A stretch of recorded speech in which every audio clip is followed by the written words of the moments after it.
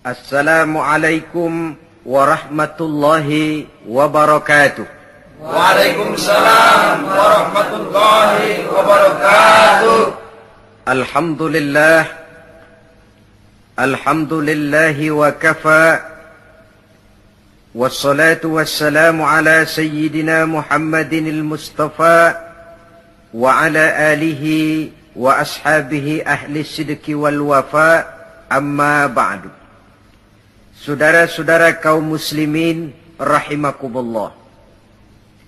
Sesungguhnya manusia diciptakan oleh Allah Subhanahu wa taala hanya untuk satu tujuan, yaitu melaksanakan ibadah kepada Allah dalam pengertian seluas-luasnya.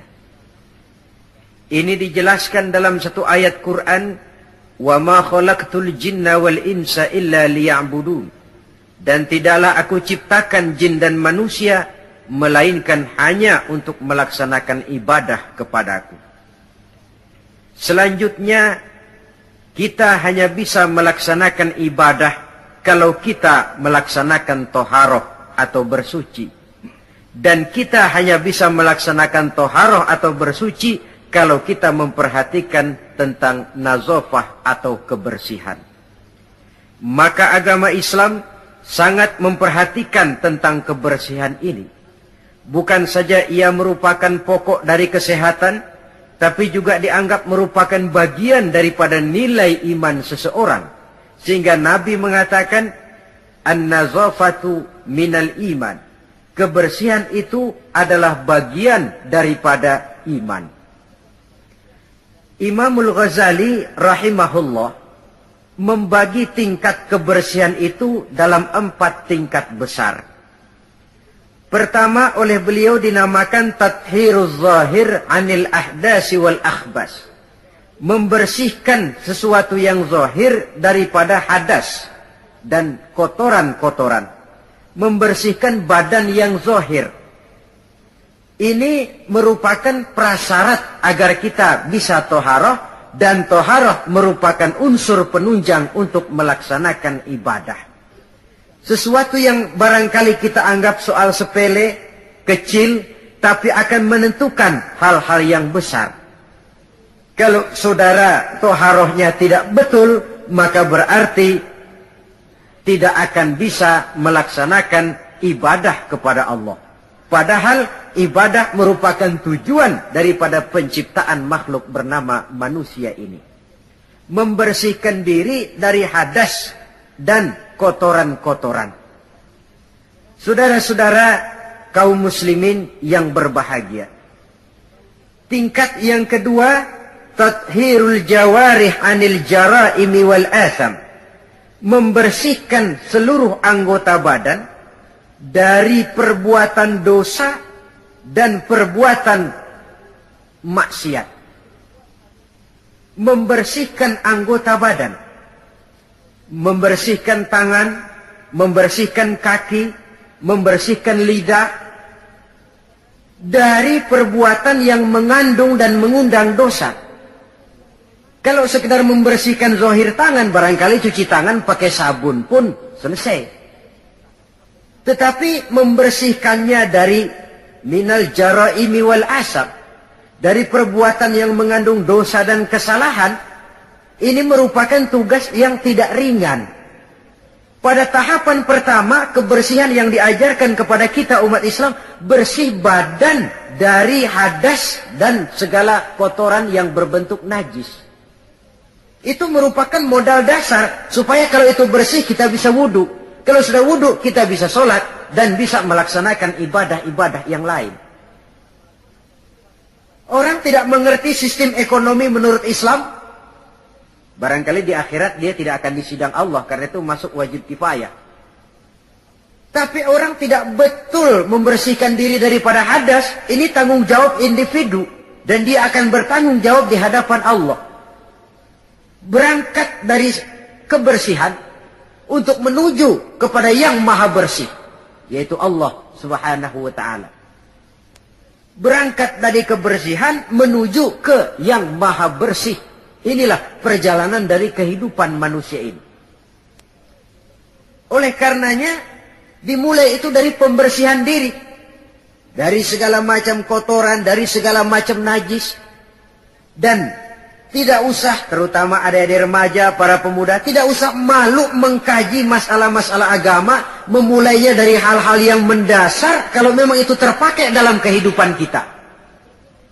Biasanya kalau diajak ngaji fikih bab apa? Hadas besar, hadas kecil, lah itu mah dari dulu. Dari dulu. Ya memang agama itu dari dulu begitu.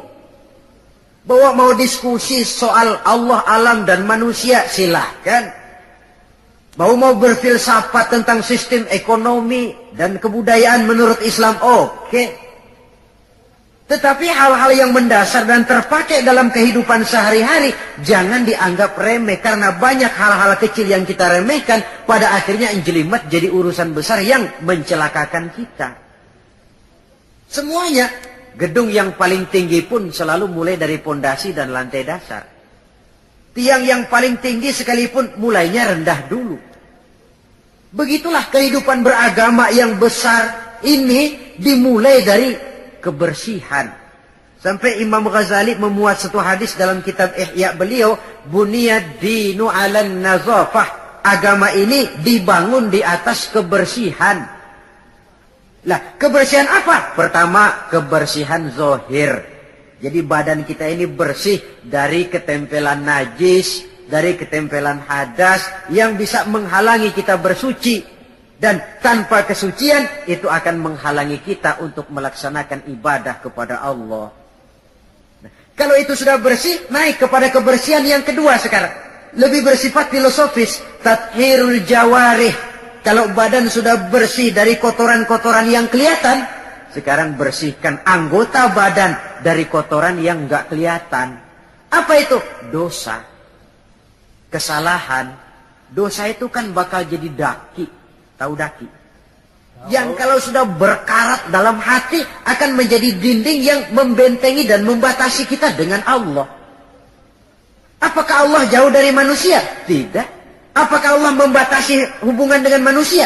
Tidak. Yang membatasi manusia sendiri berupa lapisan-lapisan dosa yang dia kerjakan. Makin banyak dosanya, makin tebal dinding antara dia dengan Tuhannya. Dalam kondisi begitu, doa udah jauh banget dikabulin.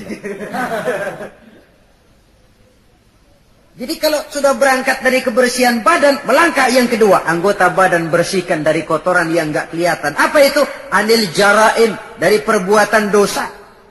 Tangan bersihkan. Makanya tidak cuma sekedar lewat itu, lewat wudhu saja kita sudah diajarkan toh. Ketika membasuh dua tangan di awal wudhu, Allahumma inni as'alukal yumna wal barakah wa a'udzubika minasyu'mi wal halakah.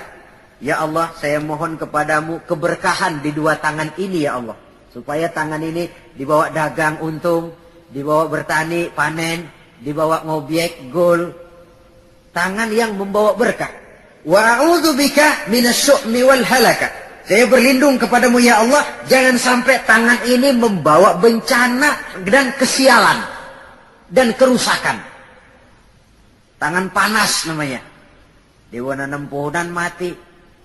Pakai ngobek bantet, pakai nempeleng orang mati, tangan sial. Itu saja sudah mengarah kepada kebersihan dari kotoran-kotoran yang tidak kelihatan. Saudara-saudara, dewasa ini manusia disibukkan oleh masalah pencemaran lingkungan hidup, sehingga nampaknya benar-benar sudah gawat. Dunia ini satu wujud yang kecil ketimbang planet-planet lainnya, planet bumi kita ini. Dan kita bersyukur bahwa oleh Allah kita ditempatkan di bumi yang memberikan kita apa yang kita perlukan. Coba kalau kita tinggal di bulan atau di Mars, unsur penunjang hidup kan tidak ada di sana.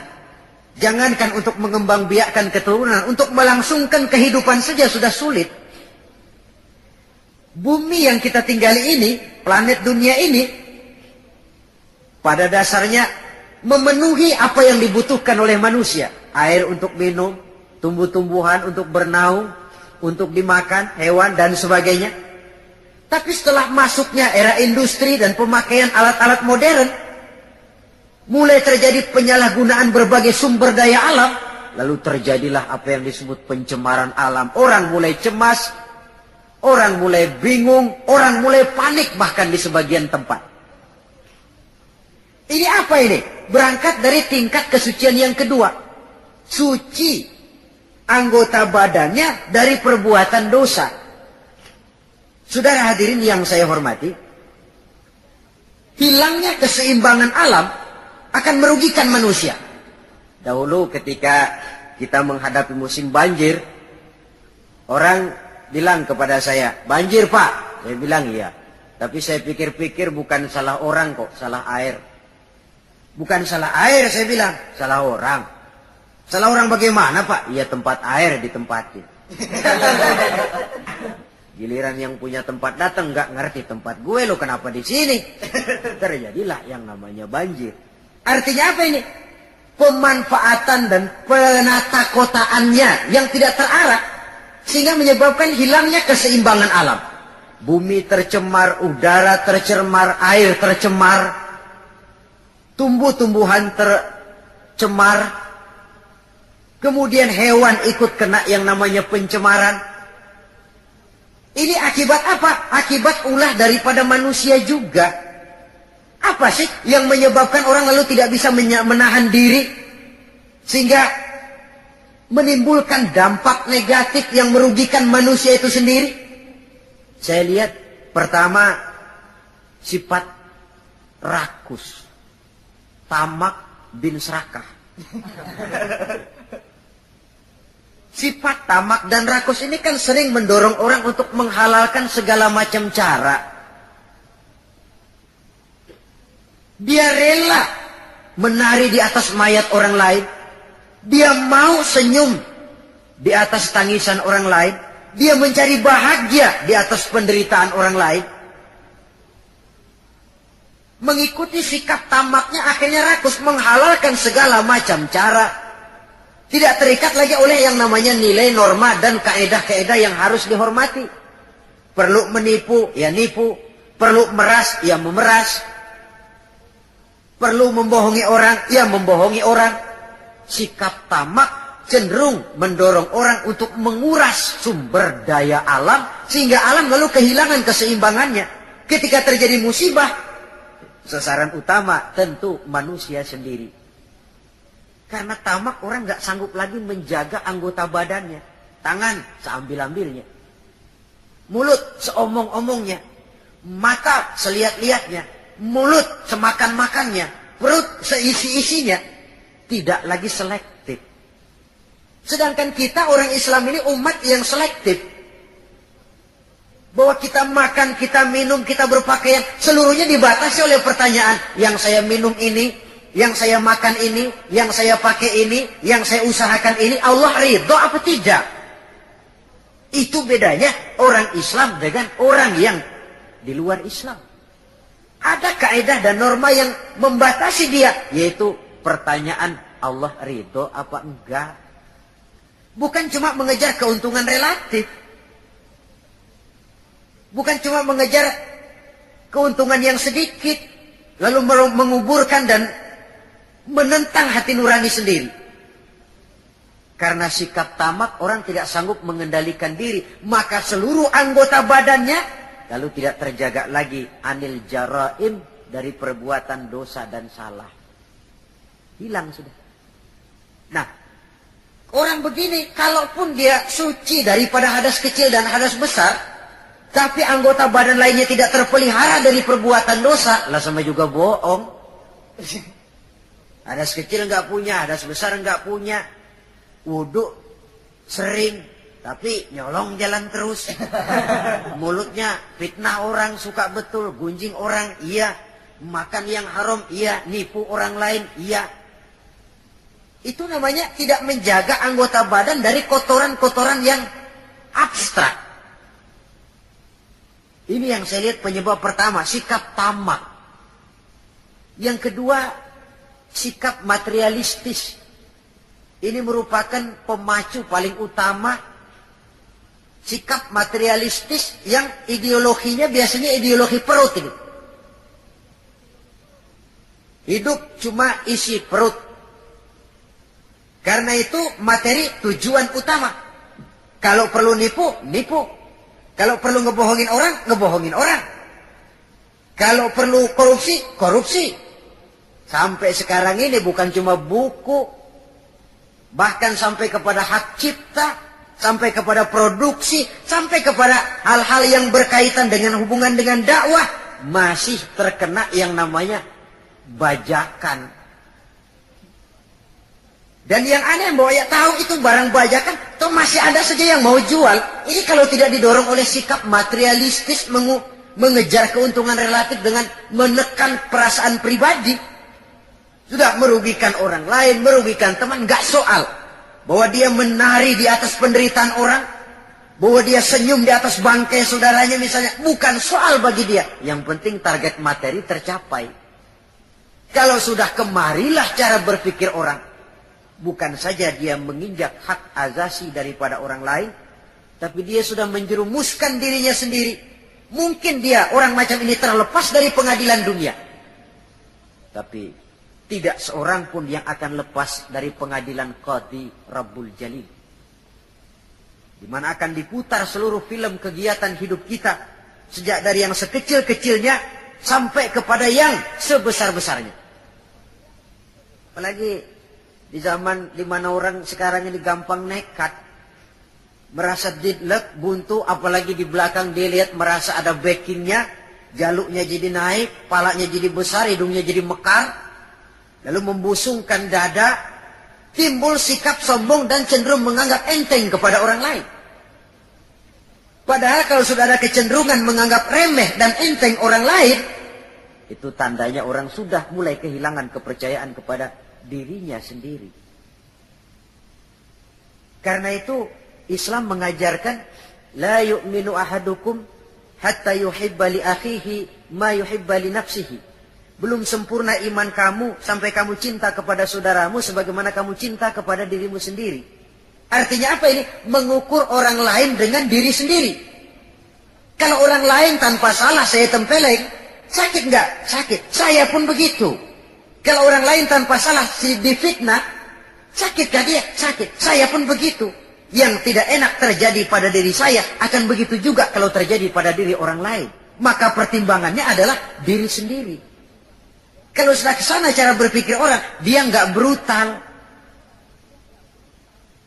Nggak lalu ingin mengejar keuntungan karena sikap tamak dan rakus, lalu mengabaikan rasa persaudaraan, rasa persatuan, rasa solidaritas. Yang penting uang masuk.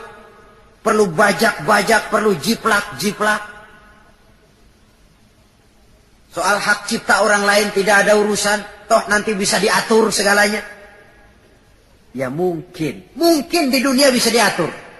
Tapi mampukah kita ngatur akhirat? Mungkin di dunia banyak pihak bisa kita kelabuin. Tapi sanggupkah kita ngebohongin Allah? Mungkin banyak saksi ada charge yang kita bayar bisa meringankan kita. Tapi sanggupkah kita mencari saksi ada charge di akhirat nanti? Keyakinan semacam ini yang membatasi pola dan gaya seorang muslim dalam menjalani kehidupan. Dia berupaya menjaga kebersihan, setelah kebersihan badannya, kebersihan anggota badannya dari perbuatan yang mengundang salah dan dosa. Setelah sikap materialis saya lihat lagi, yang mendorong orang tidak sanggup mengendalikan diri dan menjaga diri dari kotoran tadi. Apa? Takabur dan kurangnya rasa malu. Kalau tidak punya rasa malu sama sekali. Ini membudayakan rasa malu zaman sekarang saya anggap penting ini. Di saat nilai bergeser, prinsip orang sekarang sudah prinsip cuek. Kenal cuek? Cuek kenal gak? Sebodoh teing sama orang lain. Malah ada pepatah Arab yang saya lihat banyak dipakai orang sekarang. Bul ala zamzam fatu'araf katanya. Kencingi air zam-zam nanti kamu terkenal. Artinya kalau pengen terkenal bikin yang aneh-aneh. Sumur zam-zam dikencingin. Itu bakal terkenal seluruh dunia. Orang kenal, gila bener tuh, punya sumur Zam-Zam dikencingi. Terkenal, tapi terkenal nggak benernya. Nah orang nggak peduli bener apa nggak bener, yang penting terkenal dulu. Istilahnya biar tekor asal nyohor. Artinya kalau pengen cepat terkenal, bikin yang aneh-aneh. Pakaian yang aneh-aneh, rambut yang aneh-aneh, gaya jalan yang aneh-aneh, cara bergaul yang aneh-aneh. Makin dianggap aneh, makin cepat terkenal. Kalau dulu kita dianggap aneh kan malu, risih rasanya, riskan. Orang apa sih kamu pada ngeliatin gua, ada yang gak beres apa? Sekarang malah sengaja dicari yang paling aneh dan demonstratif. Demonstratif. Membudayakan rasa malu ini saya anggap cukup mendesak zaman sekarang ini. Sebab ini termasuk salah satu sumber etika. Pejabat tahu malu, pengusaha tahu malu, organisasi tahu malu, pemimpin tahu malu, orang tua tahu malu, anak muda tahu malu, remaja tahu malu. Apalagi kalau mau bercermin kepada Rasulullah sallallahu alaihi wasallam. Imam Abu Ja'far Al-Barzanji menceritakan akhlak Nabi itu, wa kana sallallahu alaihi wasallam syadidal haya. Beliau orang yang sangat pemalu. Dari saking malunya saja, pernah ketika remaja diajak memperbaiki Ka'bah naik ke atas, jubahnya tersingkap angin, kakinya kelihatan dengan orang di bawah, beliau turun muka pucat merah keringat bercucuran karena kakinya kelihatan oleh orang di bawah, padahal orang yang di bawah laki-laki semua, malu. Saya lihat zaman sekarang malu nomor 18. Yang penting nyohor dulu. Kalau masih ada rasa malu kan masih ada semacam nilai yang harus kita indahkan.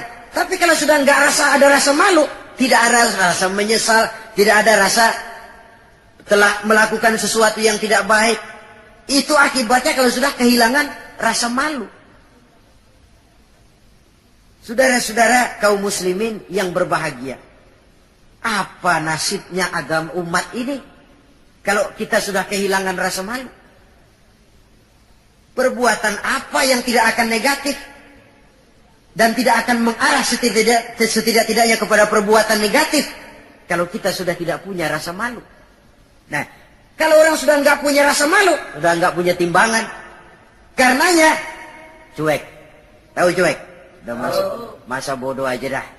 Orang mau bilang apa kek, yang penting kan untung, yang penting kan duit masuk, yang penting kan terkenal. Sehingga jangan heran kalau sekarang di kampung-kampung walau orang pakai baju kayak mau mentas di televisi saja. Padahal nggak kemana-mana.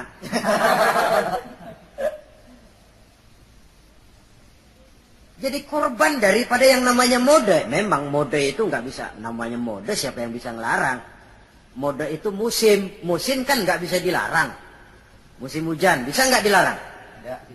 Tidak bisa dilarang. Kalau sudah datang ya datang. Musimnya habis. Musim rambutan nggak bisa dilarang, nggak boleh musim rambutan. Ya tetap saja. Tapi kalau musimnya sudah habis ya habis. Mode juga begitu, nggak bisa dilarang. Nanti gilirannya habis ya habis saja. Dulu pernah itu anak muda mode ya.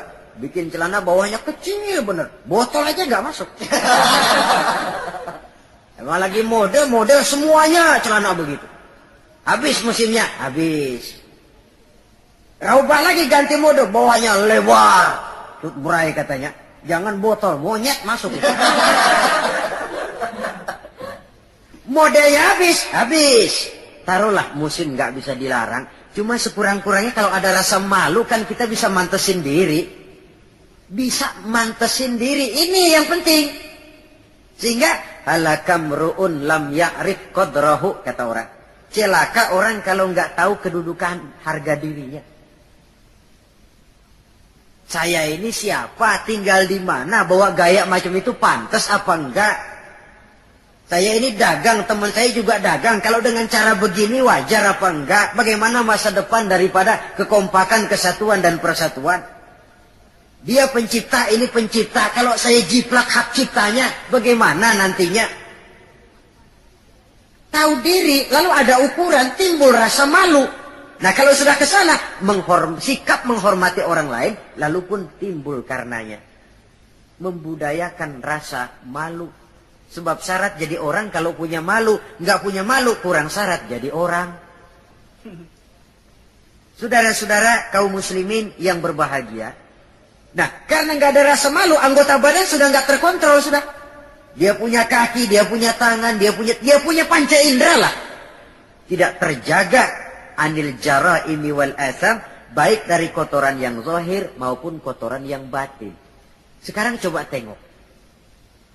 Bumi yang kita tinggali ini, yang sekarang konon dilanda oleh pencemaran. Apa unsur penyebabnya? Macam-macam. Pertama, areal yang tadinya untuk sawah, perkebunan dicaplok. Dijadikan daerah perkotaan untuk membangun pabrik, industri dan sebagainya. Jalan dan sebagainya. Akibatnya kan hilang keseimbangan. Apalagi kalau penataannya semrawut. Lalu apalagi? Terjadinya limbah logam, terjadinya radiasi, percobaan nuklir, walaupun di bawah tanah. Contoh yang paling dekat sajalah misalnya pabrik batu baterai. Itu kan limbahnya dia buang ke sungai. Lalu sungai itu kan airnya meresap. Kalau tidak dimakan ikan, limbahnya itu ya dihisap oleh tumbuh-tumbuhan. Nah, dari beberapa penyelidikan kemudian ternyata bahwa banyak tumbuh-tumbuhan menyimpan racun dari sebab radiasi tadi. Nah, tumbuhannya atau hewannya nanti dimakan oleh manusia. Akibatnya akan kembali kepada manusia itu sendiri. Belum lagi yang namanya pencemaran udara, pencemaran air. Di zaman sekarang orang sudah agak sulit mencari yang namanya air bersih. Masing-masing berlomba memperbesar jet pump, menyerot sekuat-kuatnya. Saudara hadirin yang saya hormati, begitulah kalau manusia sudah kehilangan rasa malu, dia cenderung melakukan dan menghalalkan segala macam cara untuk mencapai tujuannya. Dan kita sama-sama tahu, inilah prinsip orang-orang yang anti Tuhan, yaitu kaum komunis. Asal tujuan tercapai, cara apapun saja halal. Dan kita tidak diajarkan semacam itu. Tingkat kebersihan yang ketiga, menurut Al-Imamul Ghazali, tathhirul qalbi anil akhlaqil mazmumah. Menjaga kebersihan hati dari akhlak yang tercela. Ini sudah tingkat yang lebih tinggi lagi. Kita tahu bahwa tubuh manusia ini bisa kita ibaratkan seperti kerajaan. Yang menjadi raja adalah hati, sementara seluruh anggota badan cuma sekedar prajurit pelaksana. Itu sebabnya dalam satu hadis dikatakan oleh baginda Nabi, ala inna fil jasadi mudghah, iza salahat salahal jasadu kulluh, wa iza fasadat fasadal jasadu kulluh, ala wahiyal qalbu. Ketahuilah bahwa dalam tubuh manusia ada segumpal daging. Kalau daging itu baik, seluruh tubuh akan menjadi baik. Kalau daging itu rusak, seluruh tubuh akan ikut menjadi rusak. Dan daging itu tidak lain adalah hati. Hati adalah komandan, jenderal. Sementara seluruh anggota badan yang lain merupakan prajurit pelaksana yang hanya patuh kepada komando jenderal. Kaki hanya bergerak kalau hati bilang jalan kau. Tangan hanya bergerak kalau dikomandoi oleh hati. Maka kalau hati baik, seluruh anggota badan akan mengarah kepada yang baik. Tapi kalau hati rusak, anggota badan akan mengarah kepada yang rusak juga. Tapi ini lalu tidak berarti orang harus berpikir terbalik. Kalau begitu, yang penting hati kita baik kan. Gak sembahyang juga kalau hati udah baik, gak ngapa-ngapa udah. Itu pemikiran yang paling keliru.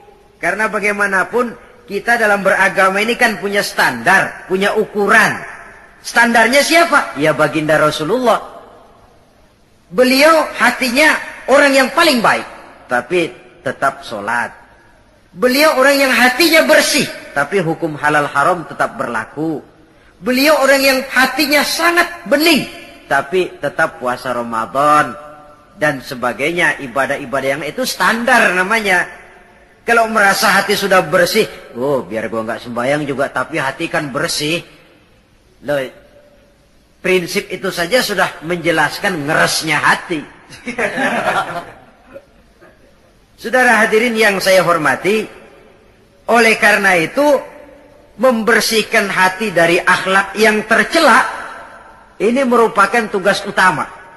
Bahkan dijelaskan oleh Imamul Ghazali, penyakit zohir sangat jauh bedanya dengan penyakit hati, penyakit batin.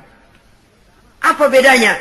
Pertama, kalau penyakit zohir, biasanya kita yang punya penyakit lebih tahu dari orang lain. Tapi kalau penyakit hati, penyakit batin, biasanya orang lain lebih tahu dari kita yang punya penyakit. Misalnya, kita punya bisul di belakang. Itu penyakit zohir kan?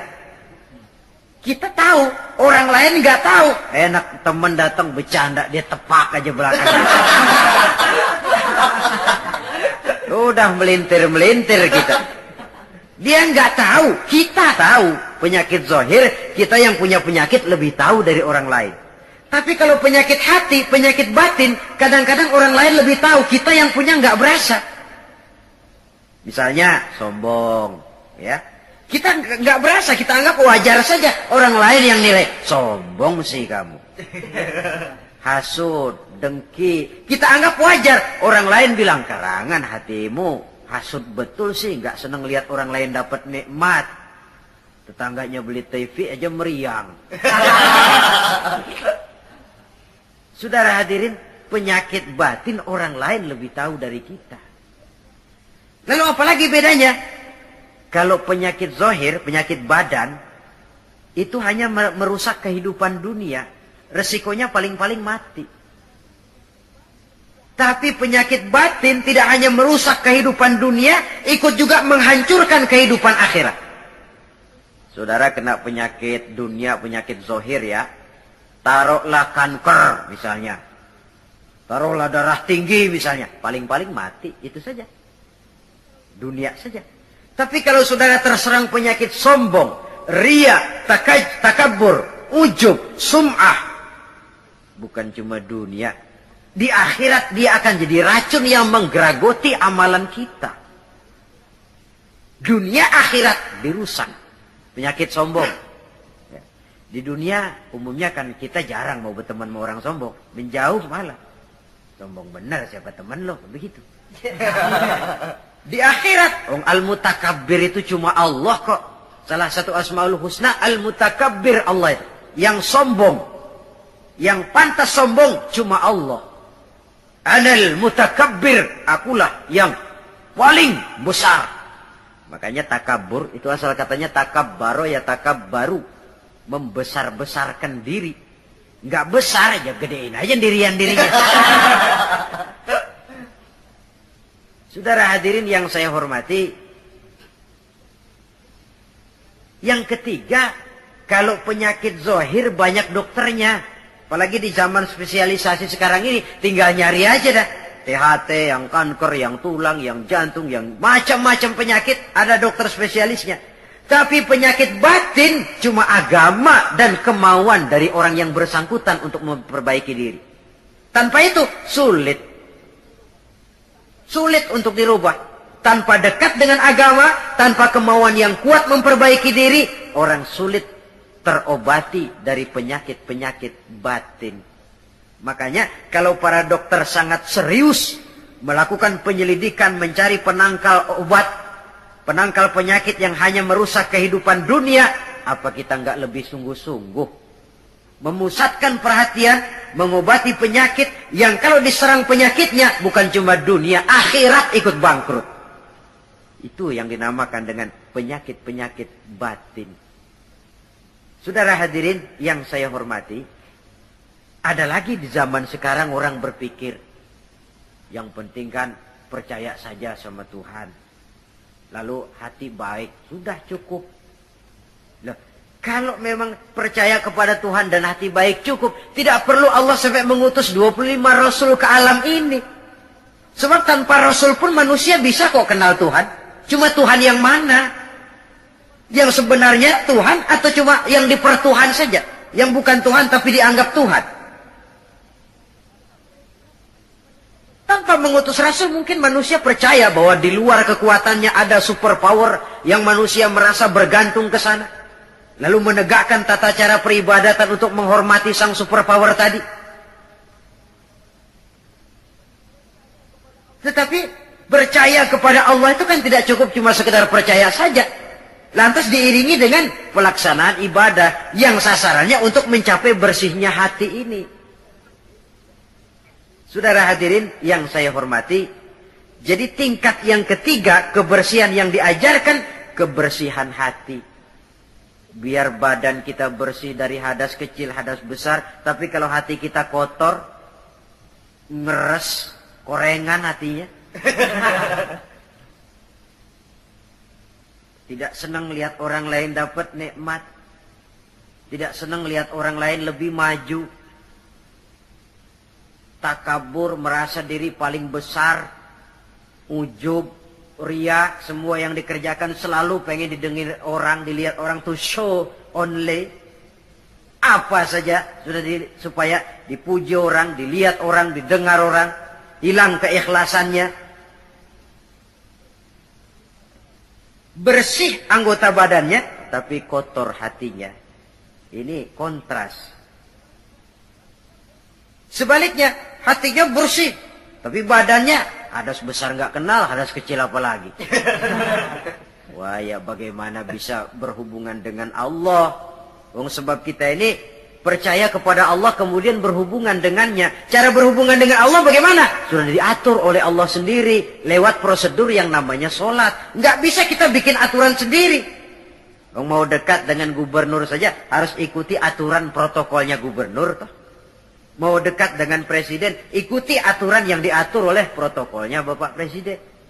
Ingin dekat dengan Allah, mau ya pakai prosedur yang ditetapkan oleh Allah sendiri. Lewat Quran, lewat contoh dari Rasul. Melalui sholat, melalui puasa, melalui zakat, melalui berbagai ibadah yang standar contohnya adalah Rasul. Jadi kalau hati sudah baik lalu sembahyang boleh berhenti, mestinya Nabi Muhammad yang paling dulu berhenti sembahyang. Iya kan? Sebab beliau hatinya paling baik. Nyatanya nggak pernah berhenti. Kalau hati sudah baik lalu hukum halal haram tidak berlaku, beliau tidak perlu menggunakan hukum halal haram. Itu standar kita. Jadi saudara jangan terkecoh di zaman sekarang ini ada orang yang namanya talfik. Mengambil yang enteng-enteng aja. Menegakkan benang basah, percaya sama Tuhan juga cukup dah. Saudara hadirin yang saya hormati, kepercayaan itu memang modal dasar, tapi setelah percaya mau apa? Tentu ada tindak lanjutnya dan Allah sudah memberikan bimbingan. Aku tidak ciptakan kau manusia kecuali untuk menyembah kepadaku. Cara nyembahnya bagaimana? Tuh, lihat bagaimana Nabi Muhammad nyembah aku. Pakai takbiratul ihram kan? Pakai diri, pakai ruku, pakai sujud, pakai tahiyat, pakai duduk di antara dua sujud. Begitu cara menyembah. Gak bisa kita bikin model-model.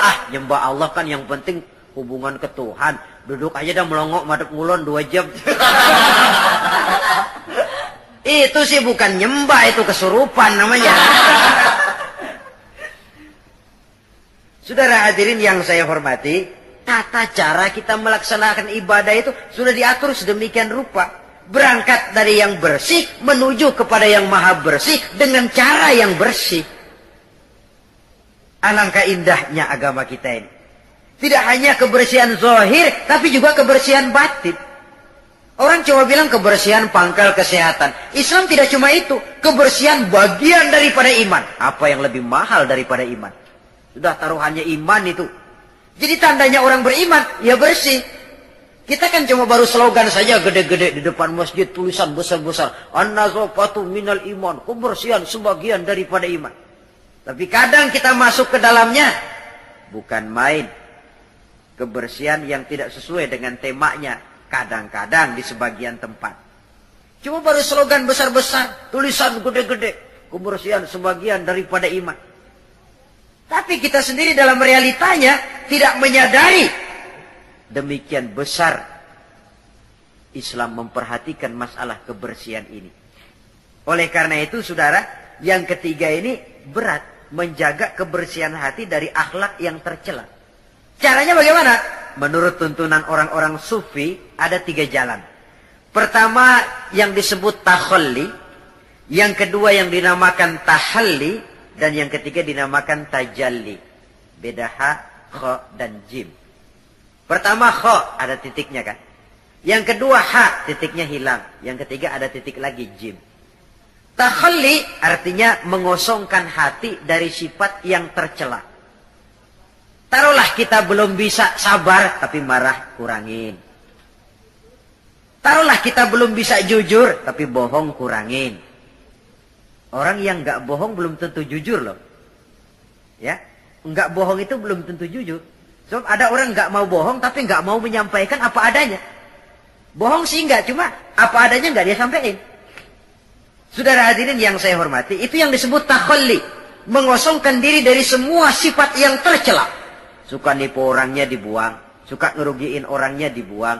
Takabur, riya, sombong dibuang. Itu yang namanya takhalli. Mengosongkan diri dari semua sifat yang tercela. Kalau itu sudah tidak ada, lalu tahalli. Hiasi hati yang sudah kosong dari sifat yang tercela tadi. Dengan sifat-sifat yang terpuji. Begitu takaburnya hilang, muncul tawadu, rendah hati. Begitu riyaknya habis, ikhlasnya timbul. Begitu kufurnya hilang, syukurnya muncul. Tahalli namanya. Jadi ibarat rumah, habis kita sapuin, kita pajangin. Dekorasiin, didekor lah. Taruh yang pantas ini foto di mana. Sebab bagus pun kalau nggak pada tempatnya, tentu tidak baik jadinya. Nah, kalau sudah tahalli, menghiasi diri dengan sifat-sifat yang terpuji, tajalli, nanti akan nampak kekuasaan Allah di hadapan kita. Diberikan oleh Allah sesuatu yang tidak diberikan kepada orang lain. Satu keistimewaan dari Allah Subhanahu wa ta'ala. Dan cerminnya itu hati, saudara-saudara. Kalau itu kotor, udah kotor yang lain. Anggota badan ini cuma sekedar prajurit yang hanya patuh kepada komandan. Dan komandannya adalah hati. Raja dalam kerajaan tubuh manusia. Iya, tapi hati kan nggak kelihatan Pak bagaimana nilainya. Yang tidak kelihatan bisa dinilai. Bisa. Dari mana? Ya dari anggota badan ini. Soal hakikatnya memang terserah Allah. Tapi kita lihat kan zohirnya. Karena anggota badan yang kelihatan toh digerakkan oleh hati. Jikalau hati itu baik, maka dia akan mengarah kepada gerak-gerak yang baik. Tapi jikalau hati itu jahat, tentu anggota badan ini pun akan mengarah kepada gerak dan perbuatan yang jahat juga. Nah, kemudian tingkat kebersihan yang tertinggi yang terakhir, yang keempat, tathhirus sirri amma siwallah, membersihkan diri, membersihkan seluruh rahasia dari yang selain Allah. Nah ini sudah kelasnya para anbiya ini. Membersihkan diri dari yang selain Allah. Nah, apa orang kayak begini sudah nggak perlu dunia? Perlu, tapi ala kadarnya, dan dunia dia gunakan penunjang jalan menuju Allah. Semua kegiatan hidupnya tujuannya sudah Allah saja. Dan memang itu idealnya. Menjadikan Allah sebagai tujuan akhir dari seluruh kegiatan hidup kita. Cari nafkah buat apa? Kasih makan anak istri. Kenapa kasih makan anak istri? Kewajiban. Dari siapa kewajiban? Dari Allah. Itu kan namanya tujuan akhirnya Allah. Walaupun secara zahir kita katakan, saya cari nafkah buat anak istri kok. Tapi itu perintah Allah. Jangan menjadikan yang selain Allah sebagai tujuan akhir dari kegiatan hidup kita. Nanti akan tergelincir dari norma-norma akidah yang seharusnya kita yakini. Membersihkan diri dari yang selain Allah. Menjadikan Allah sebagai tujuan akhir dari seluruh kegiatan hidupnya. Dan itu sesuai dengan kontrak kita. Inna solati wa nusuki wa mahyaya wa mamati lillahi rabbil alamin. Ibadahku, hidupku, solatku, matiku cuma untuk Allah Tuhan, seru sekalian Allah. Sehingga walaupun kita mencari nilai-nilai dunia, memang tujuannya untuk menunjang kehidupan akhirat. Makanya Allah pesan dalam satu ayat, wabtaghi fima ataka Allahu ad-daral akhirata wa la tansa nasibaka minad dunya wa ahsin kama ahsana Allahu ilaika wa la tabghil fasada fil ard innallaha la yuhibbul mufsidin. Dengan karunia yang diberikan Allah kepadamu, carilah akhirat. tapi jangan lupakan bagianmu di dunia ini. Cari akhirat, tapi jangan lupakan bagianmu di dunia ini. Wa ahsin kama ahsanallahu ilaika, dan berbuat baiklah sebagaimana Allah telah berbuat baik kepadamu. Jangan menebarkan kerusakan di permukaan bumi. Sesungguhnya Allah tidak suka kepada orang yang menebarkan kerusakan di permukaan bumi ini. Jelas sekali ayat ini. Di samping menganjurkan adanya keseimbangan dalam kehidupan kita, tetapi stresnya tetap saja cari akhirat. Namun jangan lupakan bagianmu pada kehidupan di dunia ini.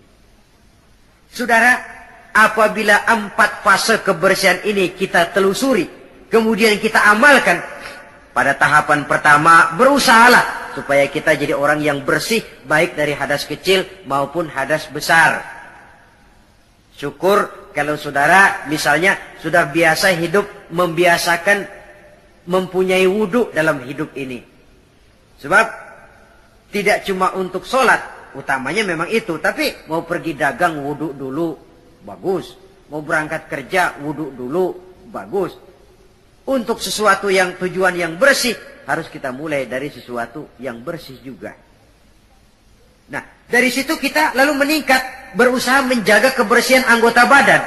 Berusaha supaya tangan ini jangan mengundang dosa. Supaya mata ini jangan mengundang dosa. Supaya kaki ini tidak melangkah ke tempat yang bisa membawa dosa. Supaya perut ini tidak kemasukan barang yang mengandung dosa. Baru kalau sudah begitu pada tahapan yang ketiga, hati. Itu sudah klimaksnya. Kalau dia sudah berakar menjadi hati yang bersih dari akhlak yang tercela, itulah nilai kebersihan yang paling ideal di dalam kehidupan kita. Ternyata teori mens sana in corpore sano katanya. Akal yang sehat terdapat pada badan yang sehat. Tidak selamanya benar. Buktinya apa? Wong maling sekarang badannya sehat-sehat. Siapa bilang kalau badan sehat lalu akal sehat? Tidak mesti. Katanya akal yang sehat terdapat pada badan yang sehat. Belum tentu juga. Bukti yang jadi maling badannya sehat-sehat. Tapi hatinya kok ngeres. Ini berarti bahwa memang kebersihan itu harus berangkat dari hal yang mendasar untuk sampai kepada puncaknya membersihkan hati. Di situ sumbernya. Karena hati sekali lagi merupakan raja dalam kerajaan tubuh manusia. Kalau rajanya sudah angkara murka, kalau rajanya sudah biadab, maka seluruh rakyatnya, anggota badan ini akan mengarah kepada yang biadab juga jadinya. Tetapi lagi-lagi bahwa usaha pembersihan hati ini harus melalui jalan yang telah dicontohkan oleh standar dalam kehidupan beragama, yaitu Nabi kita Muhammad sallallahu alaihi wasallam. Itu saja patokannya. Beliau sholat, kita sholat. Beliau puasa, beliau puasa. Beliau zakat, kita zakat. Jadi kalau orang sudah mengaku hatinya sudah bersih, tahu segala apa saja, tapi nggak sholat, oh nggak cocok sama standar. Nggak usah diikutin kan gitu toh. Jadi ada barometer. Oh ngakunya Mbah Ano, pinter Ano, tahu keadaan orang. Puasa nggak Ramadan? Kagak, nggak cocok sama standar. Nggak cocok sama standar. Itu saja. Gampang kok kita punya barometer, ada ukuran. Kalau orang sekarang ini gampang dikelecehin sih. Apalagi dia nggak punya standar, udah telap bener dah. Saudara hadirin yang saya hormati, standar dalam kehidupan beragama tidak lain baginda Nabi. Taruhlah kita belum bisa ikut sholat seperti sholatnya beliau. Taruhlah belum bisa sabar seperti sabarnya beliau. Taruhlah belum bisa melaksanakan tahajud seperti tahajudnya beliau. Tetapi yang belum bisa dicontoh seluruhnya kan tidak perlu ditinggal semuanya. Apalagi lalu mencela. Seperti dulu zaman anak-anak ada cerita. Serigala pengen makan buah anggur. Tinggi. Lompat, jatuh lagi. Lompat, jatuh lagi. Nggak bisa tercapai itu anggur. Akhirnya putus asa, kecewa. Kemana-mana dia pergi ngomong sama semua binatang. Anggur pahit, anggur asam. Anggur pahit, anggur asam. Padahal bukan anggur yang pahit, dia aja yang kagak bisa ngambil. Akan selalu ada di masyarakat tuh manusia yang mentalnya begitu. Dia pengen begitu, nggak bisa, sama yang bisa dia sirikin. Akan selalu ada di masyarakat manusia yang punya mental begitu. Dia pengen begitu. Kagak bisa, udah setengah mati. Nggak bisa juga. Sama orang yang bisa. Wah, siriknya bukan main. Hasutnya bukan main. Sama serigala tadi. Pengen makan buah anggur udah metik nggak bisa. Pidato kemana-mana anggur lah pahit.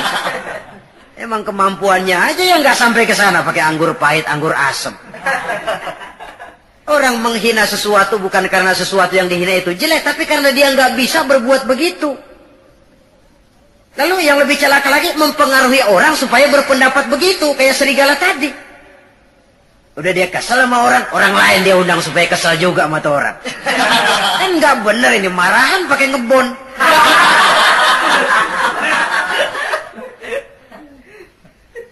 Akan selalu ada di tengah masyarakat orang yang punya mental yang disebut rationalization itu. Rationalization. Penyakit kejiwaan itu sebenarnya. Dia pengen punya televisi, setengah mati, nggak bisa juga. Tetangganya bisa duluan, habis dia katain. Emang dia miara tuyul, gue tahu. Sudah macam-macam. Saudara hadirin yang saya hormati, jadi sekali lagi kita berangkat dari standar. Kalau sama dengan standar, mari kita ikuti. Kalau tidak sama dengan standar, berpikirlah lebih jauh lagi. Karena agama ini ajarannya jelas, yang jadi contoh dalam pelaksanaannya juga jelas. Jangan dalam kejelasan, lalu kita cari yang remeng-remeng dan samar-samar. Apalagi di zaman dimana orang sekarang mudah kehilangan pegangan hidup. Dalam kondisi kalut, nyari pegangan. Ya orang kalau lagi hanyut di kali, rumput juga dia pegangin. Dia tahu rumput lemah, nggak akan kuat nahan bobot badan yang berat. Tapi karena lagi perlu, tahu dia pegang juga. Ini kan cermin dari jiwa manusia. Dalam keadaan goncang, dia perlu pegangan. Ya untung kalau ketemu yang baik. Kalau enggak, sepegang-pegangnya. Saudara hadirin yang saya hormati, jadi dengan demikian, kita ambil kesimpulan. Pertama, Islam agama yang sangat memperhatikan kebersihan. Baik itu kebersihan zahir, lebih-lebih lagi kebersihan batin. Yang kedua, dalam Islam kita berjalan menuju zat yang maha bersih. Karenanya harus bertolak dari kebersihan. Yang ketiga, kebersihan diawali dengan hal yang paling mendasar, kebersihan pribadi. Lalu nanti kalau sudah mengarah kepada anggota badan, itu sudah termasuk menjaga kebersihan kolektif, bermasyarakat. Artinya, kalau anggota badan kita sudah terpelihara dari perbuatan dosa, artinya kan kita sudah menjaga diri jangan sampai merugikan orang lain. Jangan sampai membuat onar di masyarakat. Jangan sampai menimbulkan kerugian kepada sesama. Itu sudah mengarah kepada dampak kehidupannya dalam masyarakat. Kalau yang pertama tadi, tingkat kebersihan pertama, individu. Bersih dari hadas kecil dan hadas besar. Nah, yang kedua, tatkala bersih anggota badan dari perbuatan dosa, ini sudah mengarah kepada menjaga ketenangan dalam masyarakat. Ya, masyarakat kita. Yang petani, masyarakat petani. Yang pedagang, masyarakat pedagang. Yang mahasiswa, masyarakat mahasiswa. Yang politikus, masyarakat politikus. Yang seniman, masyarakat seniman. Masing-masing pihak menjaga anggota badan dari perbuatan yang bisa berbuat dosa. Itu sudah termasuk menjaga kemaslahatan dan keselamatan bersama. Nah, kalau sudah sampai kepada puncaknya, pembinaan pribadi, pembersihan hati dari sifat-sifat yang tercela. Kemudian menghiasinya dengan sifat-sifat yang terpuji untuk mencapai satu maqam yang tinggi di hadapan Allah Subhanahu wa Ta'ala. Mungkin dengan pendidikan, dengan pangkat, dengan harta, kita bisa berlomba mencari kedudukan di dunia. Tapi kedudukan di sisi Allah hanya bisa dibeli dengan prestasi ibadah. Yang prestasi ibadah itu akan membentuk hati yang baik. Jadi dengan kata lain, antara pelaksanaan ibadah dengan hati yang baik itu berkaitan. Kalau tidak, salah satunya sulit untuk terwujud. Artinya, dari hati yang baik timbul semangat ibadah. Dari semangat ibadah, hati lalu menjadi baik. Ada semacam interaksi. Oleh karenanya saya berharap dari pertemuan kali ini, marilah kita sama-sama menjaga diri baik dari kotoran zahir maupun kotoran batin. Menjaga kebersihan diri, rumah tangga, lingkungan, masyarakat, bangsa dan negara kita demi untuk kemaslahatan bersama. Sekian dan demikianlah. Dan pada akhirnya sebagai uraian penutup Al-Baqarah 172, Allah Subhanahu wa taala berfirman, "Ya ayyuhalladzina amanu kulu min thayyibati ma razaqnakum washkuru lillah in kuntum iyyahu ta'budun." Hai orang-orang yang beriman, makanlah kamu dari yang baik-baik dari rezeki yang telah kami berikan kepadamu dan bersyukurlah kepadanya, dan hanya kepadanya lah hendaknya kamu menyembah dan beribadah. Terima kasih. Wassalamualaikum warahmatullahi wabarakatuh.